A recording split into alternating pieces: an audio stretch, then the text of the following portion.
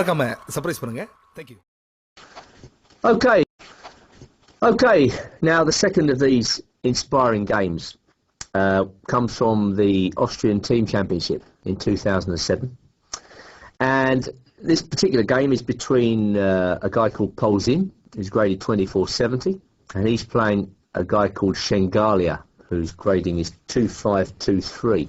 So it's very interesting to see that the Alekhine defence is still being employed at this level, and employed when black wants to win games against strong opposition. And this is a particularly interesting game because it features another one of those critical lines which have been threatening to put black under very serious pressure from time to time. It's a line of the exchange variation where white takes on d6. And this line, of course, is completely distinct from the last game, Weatherly Benjamin, because, as you can see, the black knight has been driven to b6, which is going to occur in 99 out of 100 Alekhine games. And very often the struggle revolves in Alekhine's defence over whether black can actually bring that knight back into the game. Tarrasch said on one famous occasion that a knight on b6 is almost always badly placed. Of course, that's rather an exaggeration and has almost become a cliche in the modern framework of chess. But it's true in Alekhine's defence that black has to pay particular attention to the plight of the knight on b6. And he can usually bring it back into play by two means. The first of these means is to play the bishop out to g4, which would attack a white knight on f3, and then black quickly takes on f3. The net effect of this is that if white can't recapture with a bishop on e2, he has to take back with a g-pawn, so he gets a double pawn structure. If he took back with the bishop, the c4 pawn drops. The other way, and this is more common, I would say, is for black to play d5 at the right moment. And the fight for c4 is joined. We'll see this idea crop up in our featured game. But d5 is a very important idea for black to understand. The net effect of this move is twofold. One, black gets to disjoint the white central pawns, because white can't really leave it as it is. As we'll see, Shengalia employs these disruptive tactics. And two, if white pushes on with c5, then the knight can often hop into c4. And this can be a very disruptive outpost from which black can start some trouble. Again, as we'll see in this particular game. But anyway, for the time being, white plays e takes d6, and black plays the move I'm going to recommend on this DVD, e takes d6, in response. Now, why e takes d6 when c takes d6 has been the main line for a long, long time and can lead to great excitement? Well, there is a problem with c takes d6 these days. It's just that I can't really find an answer to the Voronezh variation, which has been causing black major headaches, and that particular line is introduced with the following moves. The main idea to start off with is that white makes all sorts of useful moves on the queen side first before even beginning to think about touching his king side pieces. Those pieces, the development of those pieces, can come later. That's the major new discovery. White need not develop his king side. The net effect of all this is that black struggles to find a decent square for the bishop on c8. What he'd love to do is to be able to play bishop f5 or bishop g4. White is very well placed to cope with either of those eventualities in this particular position. And, well, once again, by playing this way, white has managed to make it difficult for the knight on b6 to find a square as well. b3, his last move, was directed against black playing d5, if black could ever find a good moment to get that move in. And then white plays c5, the knight remains passive. So, to cut a long story short, that has been proving awkward for black in recent play, so e takes d6 will be my recommendation. What can we say about e takes d6? Well, it's decent, it's solid, it prepares bishop e7 and castles, and black will then seek counterplay. Okay, there's only one open file. The position can become dull in certain eventualities. But that need not worry us. You know, as black, you're going to get your fair share of dull positions from time to time, whatever defence you employ. And so, E takes d6 is scoring well for black. Let's see how it all works out, and particularly against a variation here that Poljan employs, which is supposed to cause black a bit of difficulty. Well, okay, the next moves are easy to understand. Knight c3, bishop e7, and now bishop d3. Another one of those lines where white is trying to make life as difficult as possible for black to find a home for that bishop on c8. Immediately the move bishop f5 is prevented. That's one of the main logical thrusts of the move bishop d3. Anyway, castles, and now knight ge2. Not the routine knight f3, when bishop g4 would allow black a pretty comfortable game, but knight e2. And now black has to think how he's going to organise his counterplay. And he's got to be exact, because if he's not exact, white has a very easy to understand play of putting his knight on g3 and then starting a kingside attack. So knight g2 was played. In my view, black plays very exactly in this particular game. He plays the immediate bishop g4.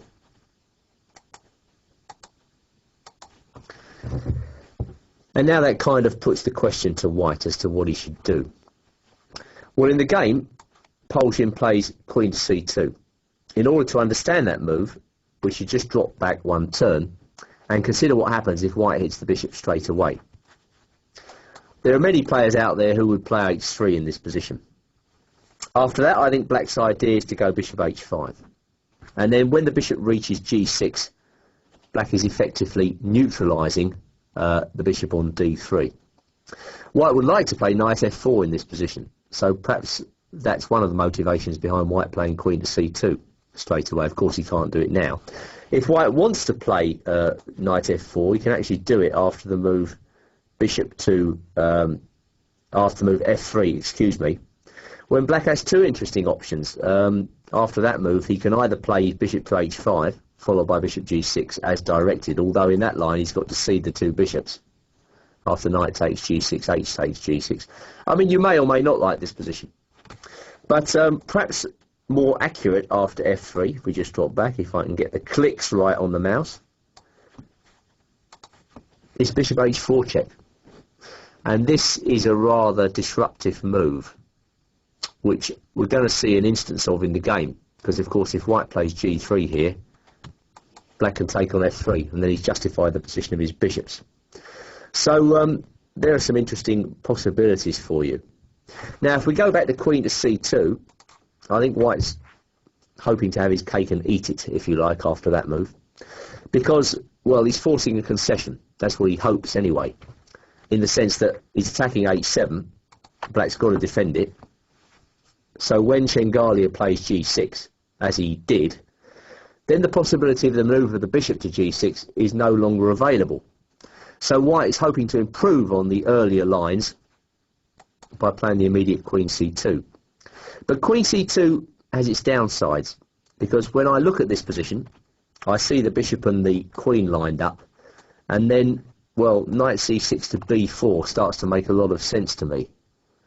At any rate, knight c6 is going to come with gain of time, so perhaps the time black loses when he plays g6, he's going to regain in a little while when he plays knight c6. So it's not all doom and gloom for black after f3.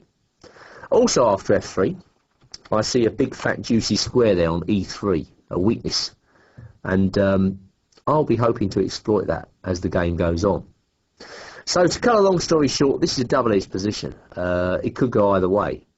What we're seeing in this game, what we're going to see, is, I think, the most accurate move order adopted by black, and one which gives him what seems to me to be a pretty good game, and a nice active game at that.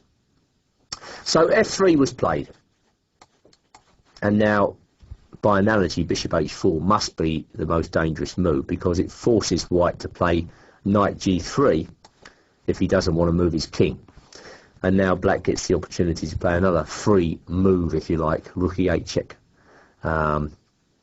Again, what is white to play here? It's a slightly uncomfortable choice to have to make. All right, knight c2, and now finally black has to think about his bishop. So he doesn't want to go all the way back home, nor does he want to play e6, bishop e6, blocking the e-file. So bishop d7 is very much a forced move there. And now white plays bishop to d2. Okay, knight comes out to c6 with, let's say, a transparent threat of knight takes d4, easily dealt with by bishop c3. And I guess white hopes that is going to be a twofold move for him. He not only protects d4, later on white might be able to start some action on the long diagonal. Well, black is very alert to that possibility, and so starts counterplay immediately with a5. And now the move knight b4 is definitely on the cards, so Polzin stops that with a3. So there's nothing here you could say is remotely controversial. You know, it's just black has found an accurate response to white's tricky move all in the opening, and now the skirmishes start. Black is hoping to create counterplay immediately by attacking the queenside pawns before white can get the chance to dominate the game, and in particular the dark squares down the long diagonal. So a3, all right. d5, there we have it. The thematic jab against white's centre. And now we see immediately that the struggle for c4 is very important, and how white reacts at this juncture is also extremely important, because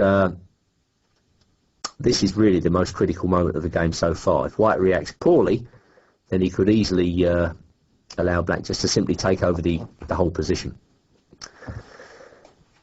b3, we'll see why he does that in a moment.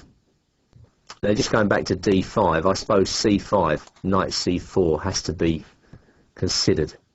And it's my view in this particular position that white's probably going to have to take on c4. I mean, he can't really allow knight to come into e3. So takes. And now we get a rather interesting position, where again, if white doesn't do something fast, then black's going to get an excellent position by simply playing bishop f5 and then bishop to d3. I suppose you could say d5 is a critical move, knight comes into e5. How is this working out? Well, in my view, not too well for white. I see a black knight coming to d3. I see plenty of counterplay against overextended white pawns. So it's understandable going back to d5 and then b3 why Polzin played this move. But he does expose himself, of course it keeps the black knight out of c4, but he does expose himself to a further jab against his pawn structure with a4, another typical response. And now white plays c5. So his idea is, if black wants to come into c4, he's got to sacrifice a pawn. Well, Shangali didn't think too long about that, because I think he'd seen something that Polzin had missed in this position. Now, having reached this position, I ask you to consider what you would do with white. You've got this knight in your guts. It's most uncomfortable. You would like to take it and win a pawn. But you suddenly see, to your horror, you've actually missed something in the middle of all this. And I think the move which Polzin missed is coming up. Because after bishop e6, it's a very awkward position for white. I mean, he's only got one real move here, queen d3. And now comes the trick, which is quite difficult to see a long way off, the move knight e5. And this now gives white insurmountable difficulties, in my view. He can't get his king out of the middle. His light squares are weak. It's difficult for him to find a square for the queen, which doesn't expose him to a further hit by the knight or the light square bishop. And so knight e5, I think, was missed by Polzin all those moves ago when he went b3. And, well, this is just a terrific position for black.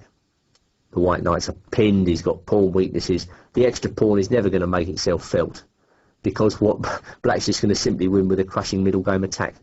So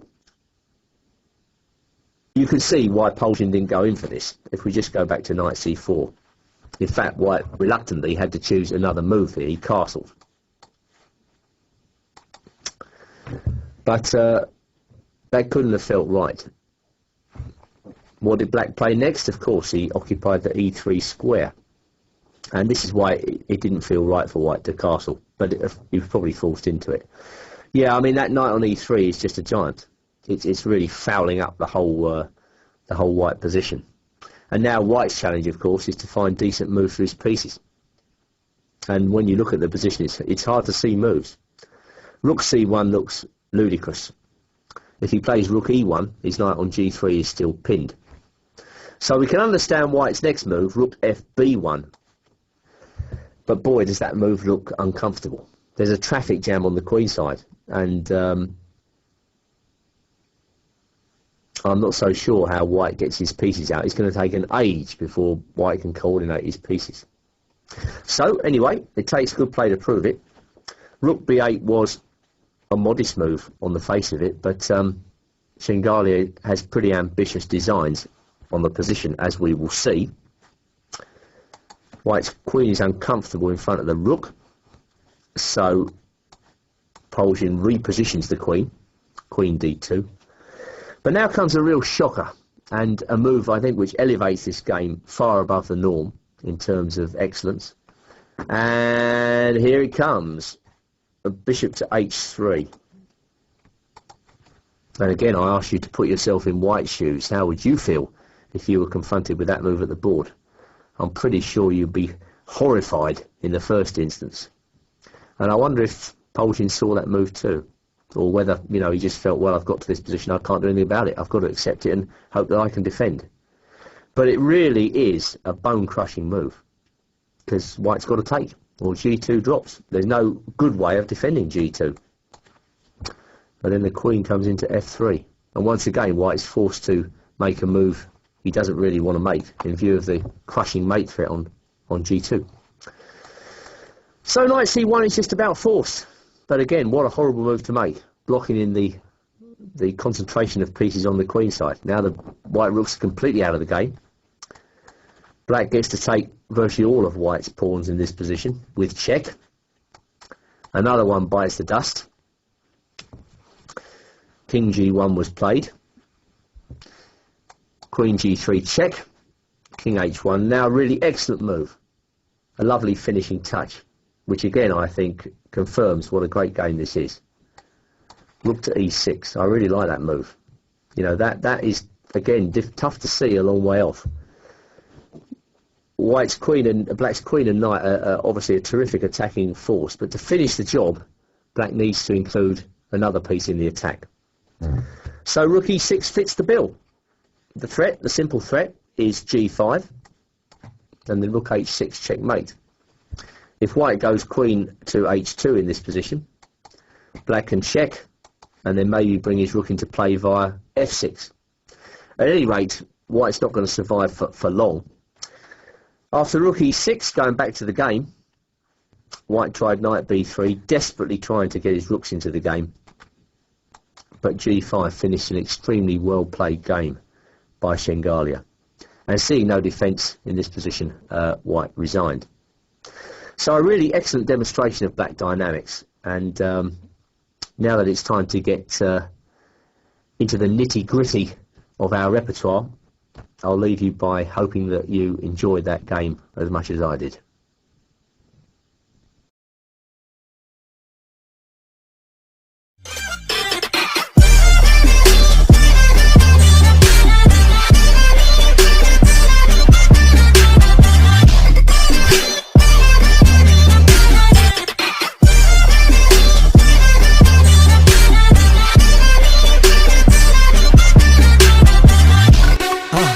மறக்காம surprise பண்ணுங்க. Thank you.